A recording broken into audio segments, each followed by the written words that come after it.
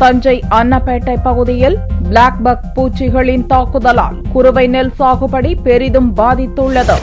Kaveri delta பகுதியில் குறுவை, சம்பா, தாளடி நெல் சாகுபடிகள் நடப்பது வழக்கம். மேட்டூர் அணையிலிருந்து காலதாமதமாக தண்ணீர் திறக்கப்பட்டாலும் டெல்டா விவசாயிகள் கிணற்று தண்ணீர் மூலம் குறுவை சாகுபடி செய்தனர். தஞ்சை மாவட்டத்தில் 31,000 ஹெக்டேர் நிலப்பரப்பில் குறுவை சாகுபடி செய்யப்பட்டுள்ளது. இந்நிலையில் தஞ்சையை அடுத்த அன்னப்பேட்டை, மெலட்டூர், நரியனூர் ஆகிய பகுதிகளில் நெல் பயிரில் பிளாக் பக் எனப்படும் பூச்சிகளின் தாக்கம் அதிகரித்துள்ளது. இதனால் நெல் பயிரின் தோகையில் பழுப்பு ஏறி கதிர்கள் வளராமல் போய்விட்டதாக விவசாயிகள் வேதனை தெரிவித்தனர்.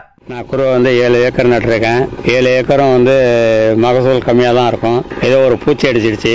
நவீன்லேருந்து பார்த்தாங்க ஒன்றும் சரியில்லை. இப்போ ஏக்கருக்கு இந்தானே ஒரு 10 மூட்டை கூட வராது. பொதுவாகவே இந்த ஏரியா பூரா இப்படி தான் இருக்கு, அன்னப்பம்பேட்டை ஏரியா பூரா. அதனால ரொம்ப மோசம் மகசூல். பிளாக் பக் பூச்சியின் தாக்கத்தை கட்டுப்படுத்த வேளாண் துறை உடனடியாக நடவடிக்கை எடுக்காவிட்டால் 200 ஏக்கரில் குறுவை சாகுபடி முழுவதுமாக பாதிக்கப்படும் என்று விவசாயிகள் அச்சம் தெரிவித்துள்ளனர்.